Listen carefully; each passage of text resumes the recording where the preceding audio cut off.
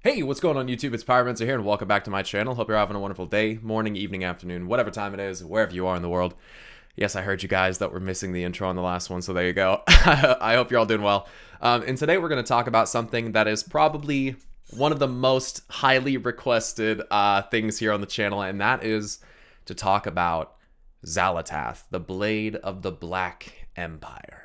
But before we talk about Xal'atath, as I'm sure most of you are already pretty familiar with the particular priest artifact weapon, which was retired at the end of Legion, I want to talk about the inspiration for Xal'atath, because I try to say it all the time, but the reason why we can kind of decode and connect dots in certain places when it comes to lore, speculation, and theory crafting is because Blizzard's not that original.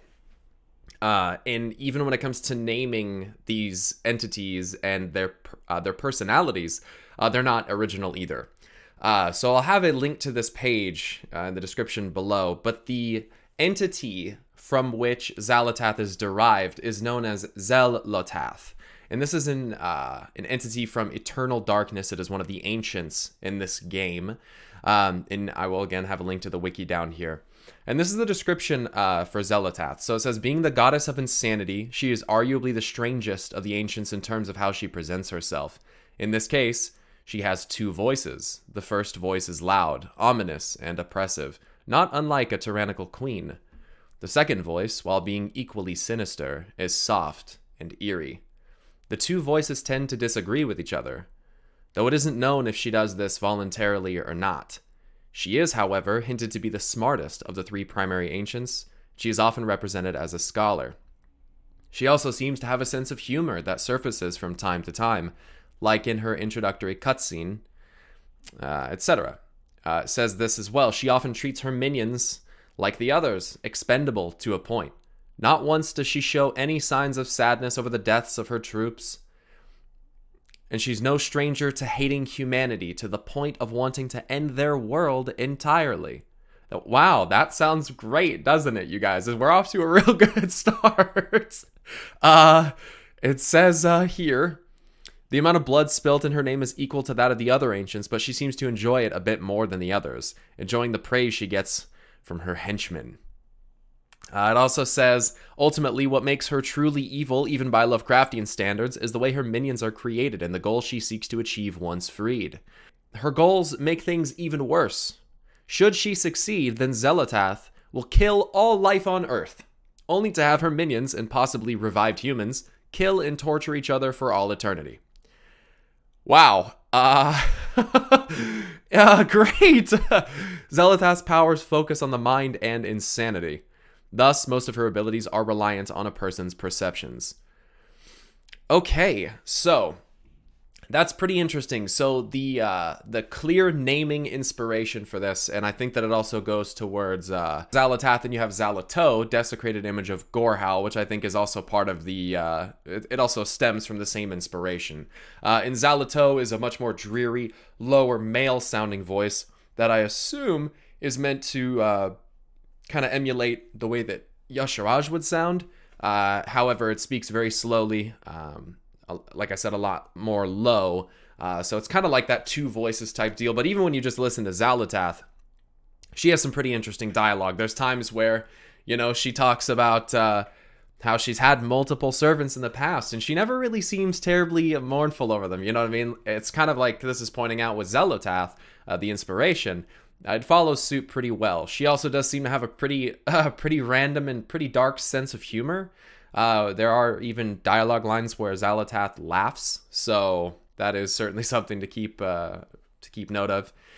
And then there are times where she does sound a little bit more cool and manipulative, and then other times where she sounds a little bit more eccentric. I'm not really sure what the word that I would use there is. But Xal'atath definitely seems to have a little bit of a split personality thing going on, but it isn't defined whether if Xal'atath, the inspiration, and Xal'atath, if that's due to the insanity or if that's due to an actual split personality.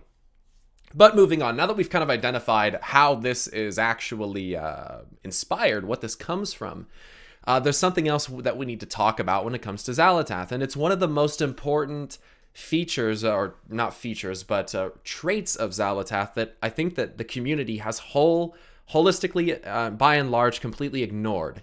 And that is Xal'atath's flavor text. It says here for Xal'atath, Blade of the Black Empire, Xal'atath has a mind of its own. Ignore its maddening whispers. Do not trust the lies it spins. Take from it what you need, but always remember that the dark presence in the blade is not your ally. And while I do think that this is probably a little inaccurate when it comes to her being our ally, because I do think that Xal'atath did help us with a lot of things, she still has her own goals, and that's the main thing. But the main premise is that it lies to you. Remember, the blade lies. And it seems to me that in the community, and other content creators have embraced Xal'atath's whispers and trusted them as complete truths. And I think that's a really stupid thing to do. One of the biggest things is when Xal'atath says, "It is ironic that the weakest of us may be the ultimate victor.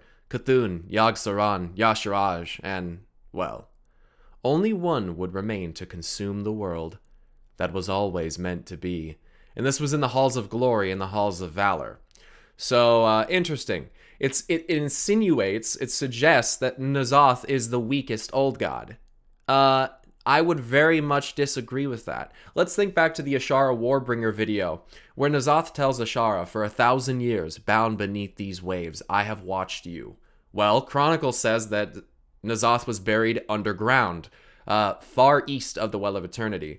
And so for N'Zoth to be underwater, pre-sundering for 1,000 years, would mean that Chronicle is wrong, and that N'Zoth wasn't buried underground, where it says that he was, or that in some way N'Zoth managed to move to a place that was under waves before the sundering happened, but after its imprisonment.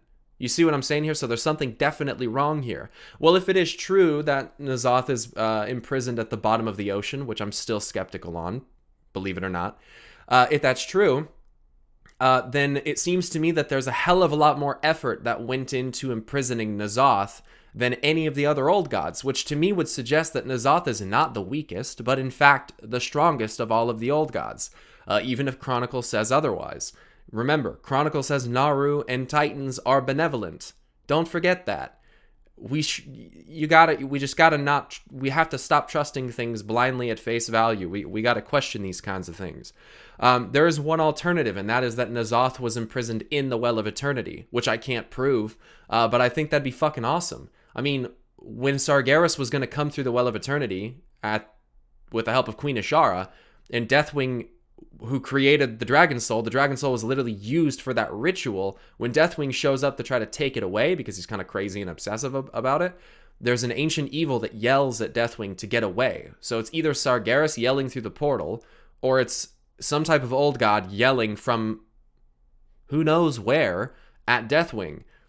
So no matter what, wherever the yelling is coming from the Well of Eternity. Given the fact that Nozdormu has peeked into the Well of Eternity and seen, gnashing maws and old godlike things, it wouldn't blow my mind, even if it says in Chronicle that Y'Shaarj was ripped out there, if N'Zoth was actually in the Well of Eternity, and that when the Sundering happened, he basically got sucked into the between dimensions or something. But I digress. The point is that we're led to believe from Xal'atath that N'Zoth is the weakest old god, and I think that that's simply not true. However, Xal'atath has a lot of quotes, a lot of really interesting things to delve into and to dive into, and this video is not really an analysis of that. But what this video is gonna talk to you guys about what Xal'atath is doing, and what Xal'atath's blade, because Xal'atath is, spoiler alert, soon not going to be in the blade anymore. What's going to happen to that blade? Now, I want to throw in there that Bellular has suggested and speculated a couple different things. One of them is that Sylvanas will use that blade to imprison N'Zoth. Okay, fair idea. And then there's another idea that from Bellular that Sylvanas could use that blade to, through the maelstrom, suck out the world soul of Azeroth into the blade. Now, listen, I think Bellular makes wonderful videos, and I think a lot of his speculations are cool, but there's no way. There's no way that we're gonna put the essence of our god our Titan world soul into that meager little blade. Allow me to remind you all that when we used the blade of the Black Empire to siphon the power out of Sargeras' sword, something that Xal'atath calls a selfless sacrifice or some bullshit, it weakened her to the point where it seems like she was almost completely destroyed. And so I think that it's very far-fetched that we could put anything even relatively close to the power level of a Titan world soul inside of that blade, nor do I think that we could actually even put N'Zoth inside of that blade. It has also been, for some reason, widely accepted that Xal'atath is in some way an old god, and that's not true. There's nothing that says that. There was some datamine dialogue involving Magni, who, after the release of Xal'atath quest text, the broadcast text, Magni said there was some broadcast text where Magni said some shit about another old god released or something, but that seemingly hasn't made it into the game. That's not part of any of the quest dialogue that we've seen so far involving Xal'atath, so that was interpreted as, oh, Xal'atath is an old god. That's not true. Xal'atath is not an old god. However, let's move on. Let's talk about what happens with Xal'atath, what the quest line is, and some of the dialogue going on, and then I'll talk to you guys about what I think is going to happen after that. So I'm here on the Wowhead website, and here is the quest line for Xal'atath. I'll have a link to this in the description below. Huge thank you to Wowhead for putting this all together in a place that's easily reached. So it starts off with an Asharan medallion, an item that's dropped from a Naga. It's during a new quest, a world quest. And it's got some information written in a language native to the Naga. So we bring it to Collector Kojo, who is a Tortolan, in order to decipher it. And you get there, and he says that it has orders for Naga attacks. And he mentions that he recently found an artifact similar to the medallion at a Naga altar. And if you take this ominous whispering knife back to the altar, you might have some answers. It turns out that that whispering knife is, of course, Xal'atath. So you go ahead and you take Xal'atath, you go there, and it turns out that she's in a very weakened state. This is what I was talking about, where she says that because we drew the power out of the sword in Silithus, we have to feed her the essence of nearby Naga to restore her strength. And she says specifically that she needs blood and souls, which is very unsettling. After restoring Xal'atath's strength, if you're a priest, she will call you cruel for leaving her in such a state, but she's forgiving of your deeds. So this is interesting because it is saying, basically, that by killing and feeding the blade blood and souls, that Xal'atath gains strength. Now, I want to remind you guys that when you take a Naru and you drain it of all of its strength and power, it turns into a void god. And those void gods can actually be brought back to the light, but it seems to me that those void gods are lacking of power. This actually happened with a dark Naru in alternate Draenor, and Velen, alternate Velen, sacrifices his very life essence in order to return that dark Naru to the light. So this could be suggesting that the void consumes life in souls and blood in order to return to the light, which is fucking freaky and terrifying. Again, the light is not good, the holy light's not good, and neither is the void. We shouldn't trust either of them, to be honest with you. But I digress. So she says to you, I realize it may be disconcerting to converse with a weapon. Be at ease, I merely wish to see you reach your full potential. Why, I just recently helped another mortal hero defeat the Burning Legion. My selfless sacrifice left me weakened. Sadly, that priest proved short-sighted. You, though, I sense you are truly destined for greatness. We will accomplish remarkable things together, you and I. Magnificent things. She says, to priests, how glorious it is to be renewed, though I haven't forgotten your callous misuse of me in Silithus. Such a waste of potential. It pleases me that we have a chance to spend more time together. You should know that of my many companions, you were my favorite. We will accomplish remarkable things together, you and I. Magnificent things. So the first task is to take her over to this void stone, which is in Drustvar. The stone's being channeled on by a group of cultists, and killing them lets you take the stone. Now, you take the stone and use it to empower Xal'atath. The stone is a black stone with blue runes on it, which is a little interesting. And then Xal'atath says this to you. Unleash the void stone. It should provide the strength I need to help you find the other 2 relics. Yes, yes. It's been so long since I took a mortal form. This body is pleasing, don't you think? And she manifests as a void elf. Now that's really important because how she manifests is going to come full circle. But she does say it's been a long time since I've taken a mortal form. So whatever Xalatath is or was, she used to be in a mortal form as well. A mortal form being something that is of flesh and blood and can die. And she says this body is pleasing, right? She's a female void elf. Next, you go and get the second relic, which is a trident. And it's being held by a pirate. Looks like you go and you take out this captain to get the key, which lets you open the chest that has the relic. And then the last thing is something called the Tempest Crown. And it says here, Xalatath feels that the crown is in possession of Toatana, a giant hoarder crab, which is actually a reference to a character out of Moana, a Disney movie. Oh, it actually says that right there. And she says to you, "It is no mere coincidence that our paths intersect. You were meant to find me. I was meant to find you. A grand destiny lies before us. Surely you sense it as well as I. But enough musing. Make your way to the shores of Vol'dun. That is where the 3rd prize awaits." When you get there, you go in there and there's a big old crab. And Xalatath says, "This way. I doubt Toatana will give us the crown willingly." Toatana shakes his head and clicks at Xalatath. And if we open up the picture here of Toatana, it is a clearly void enthralled big-ass crab. And she says, "Why, Toatana? I hardly consider that fair of you to say." So Toatana is speaking to her, but we don't know what Toatana is saying. Somehow Xalatath can understand it, which is kind of weird. Toatana clicks angrily. "Well, we will see about that." So you kill it, you take the crown. And then you get all of them, and it says here, "With the 3 relics in our hands, Xalatath asks for another step before great truths can be revealed. We must venture into the precipice of oblivion in Stormsong Valley to proceed with the ritual."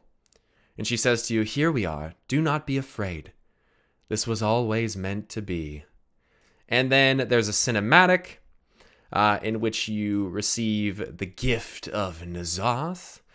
Gives you some extra eyes, which appear above your head like this. So it's basically the gift. I don't know if anyone is really aware of this, but this is essentially the gift of divinity, the gift of third eye sight. And you have the option to get rid of it and to purge it from yourself. And this guy says, "Oh, it's just N'Zoth in your mind tricking you." Well, it might not be. If you can see N'Zoth's eye on people, then perhaps you're not being tricked and it's something that's always there, but you can't see unless you have it. So, of course, the player is given the option to just take the easy way out and go, "Oh, yeah, it's just mind trickery, because old gods, lol," without actually taking a second thought into what the fuck is actually going on. N'Zoth is incredibly important. Remember, there's a whisper that says, "His eyes behold all truths, every truth, every unnumbered crime." Which ties back to some of the Ny'alotha quotes. So this is pretty interesting. But the thing that is the most interesting is Xalatath gets out, right? Xalatath says to N'Zoth, release your humble servant or what have you from the blade. That is to say, of course, that the blade is a prison. And so N'Zoth allows Xalatath to get out, and Xalatath goes on to find her own fate, which to me kind of suggests find her own death, because she's now been able to take a mortal form. There's also a whisper that says something to the effect of, "My dream is now your own. The circle of stars made flesh." There's also an older quote that says, "To find him, drown yourself in the circle of stars." And there's a new quote that says, "She is not the last, but the first. Drown her and you will see." Now, I think that quote is actually talking about Azeroth. She's not the final Titan. She's not the newest one. She's the first one. And we need to drown her. Whatever that means. Maybe in flame, drown in flame, possibility.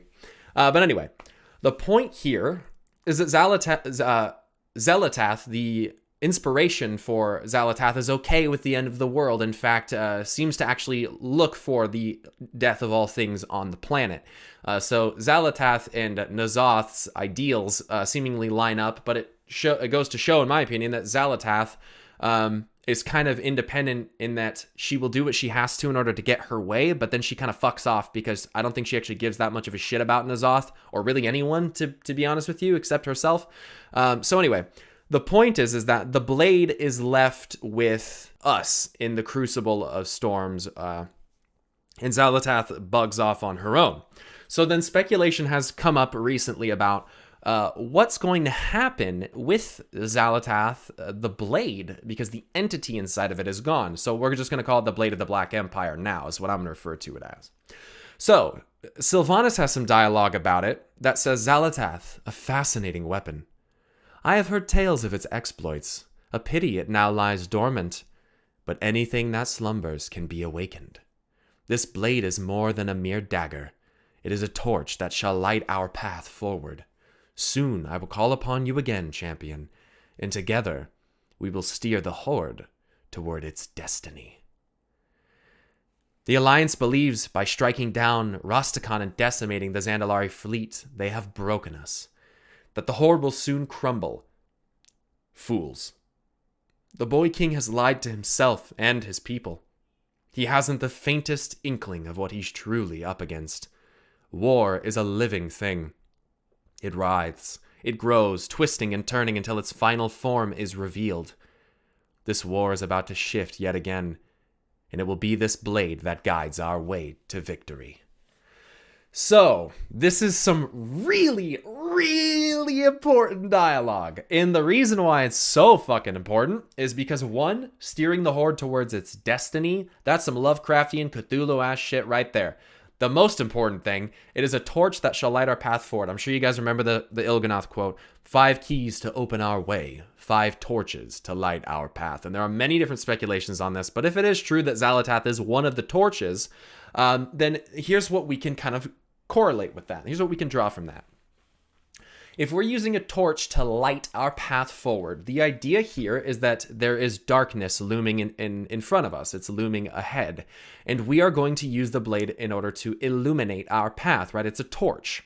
So this, to me, suggests that that the blade will be used to banish some form of darkness. Now, this is where things get interesting, because in the 1,000 years of war,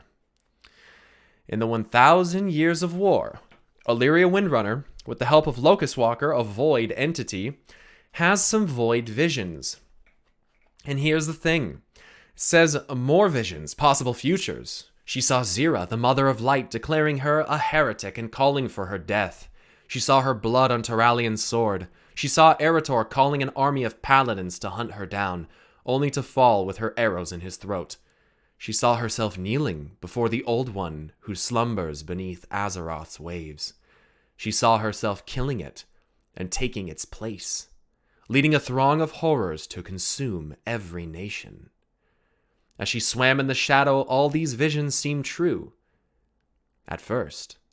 Slowly, she began to see the difference between the Shadow's memories, the Shadow's plans, and the Shadow's desires.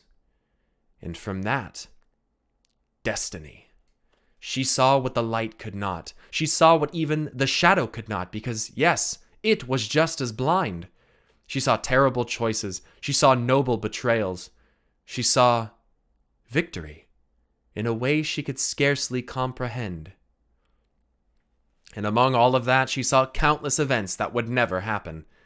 The lives of the Void were strong, intoxicating, but they quickly collapsed. The main thing about this is she saw herself killing it and taking its place. Well, the one who slumbers beneath Azeroth's waves. At this point, it would seem that that would be N'Zoth, right? That is what we are thinking at this point. Now, again, we're going to go back to what Bellular said. He thinks that the blade will be used to imprison N'Zoth. No. I don't think so. Because, again, Xalatath manifested herself as a void elf. And if that's what Xalatath truly is, or is just the avatar of which she uses to take form, I think that it's suggesting something. I think that it suggests that the blade is the perfect vessel for another void elf. Another elf who's been dabbling in the darkness and whose void powers behind her are openly against Sylvanas. We see Sylvanas wielding the dagger in those teaser images from Blizzard. And Alleria has a vision where she kills what's at the bottom of the ocean and takes its place. But what does that mean? Takes its place. What if Alleria Windrunner took the place of N'Zoth inside the blade? Let's pretend here for a moment that something happens between Alleria Windrunner and Sylvanas Windrunner, because it's already been suggested in the Three Sisters comic that there's going to be some showdowns between them. Like, definitely. I mean, in the Lordaeron throne room, Alleria literally says to her sister, "I should have killed you when I had the chance." And Sylvanas, of course, so snidely says, "How rude, sister." So it's just one of those things where I think that they've foreshadowed it a little bit. And that is what I think is going to happen. I think Sylvanas Windrunner is going to put Alleria inside that blade. And I think that that is the way by which it will be a torch to light our path forward. Because I don't think Sylvanas is working for the Void. And if it's going to be banishing darkness, what better darkness to banish than Alleria Windrunner and her own sister? Now, what could cause Sylvanas to do that? I don't know. There's so many things that could transpire between now and then. I have no clue. This might not happen until we are literally looking at N'Zoth. You know what I mean? I don't know when this can happen or exactly what leads to it happening, but I'm sure that it probably involves Varisa as well. It could be Sylvanas killing Varisa, which makes Alleria snap, and then Sylvanas gets her with the blade. It could be that Alleria fucks up and accidentally kills Varisa, or maybe kills her on purpose. And Sylvanas at that point says enough is enough and imprisons Alleria. I think that that is what's going to happen, though, because at this point, Alleria has been basically taken a giant shot of darkness from Luura, a dark Naru. Then she, if I can recall correctly, like ate or consumed the heart of a void demigod, which is also a big yikes.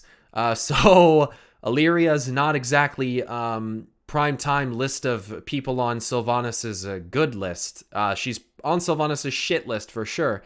And I think it'd be a very fitting way for Alleria Windrunner's story to end, or in some way, you know, they could put her in the blade and then continue it with something afterwards. But now that Xalatath is out of it, the blade is dormant.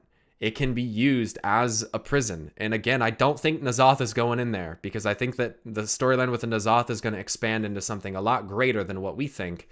And I don't think that anything like Azeroth's World Soul is going into it. So that's what I think.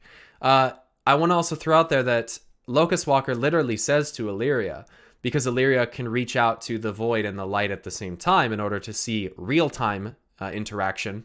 Something I want to make note of real quick is that the light and void do typically tend to show you the future, kind of like they're delving through time, which is kind of weird.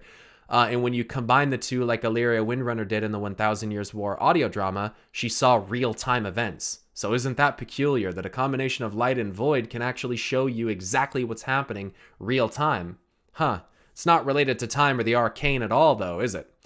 But I digress. The point of this whole video is what the fuck is going to happen with the blade. And yeah, I think Alleria Windrunner's going in there. What's Xalatath going to do? Fuck if I know. I don't know if we're going to end up having to fight her, or if she's going to end up coming back as manifesting as like some terrible void creature, but I'm pretty sure that she ain't no old god.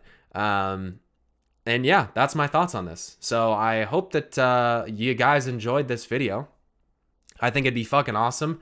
However, keep in mind that I've speculated some stuff about Alleria and Sylvanas before that ended up being totally wrong. So I could totally be fucking wrong. But just keep that in mind. I hope you guys really enjoyed this video, learning a little bit about the inspiration for Xalatath. Learning a bit about, you know, some of those quotes that I think that Xalatath might be lying about. And there are plenty more that I think she is lying about, but that's for a different video when we have more time. And what I think is going to happen to the blade. And yeah, I think that unique destiny for Alleria Windrunner is one that is so unique that there's only one blade in the cosmos forged to do the job. So we'll see. But I appreciate you guys so much for watching this. If you enjoyed, please do hit that like button and subscribe to my channel for more videos like this in the future. And I got a Twitter, a Twitch, and a Patreon. I'd appreciate if you guys would check those out. Follow me over there. That's pretty much it. I appreciate you guys very much. Thank you once again for watching this video. Stay awesome, and until next time, I'll see you guys later. Peace!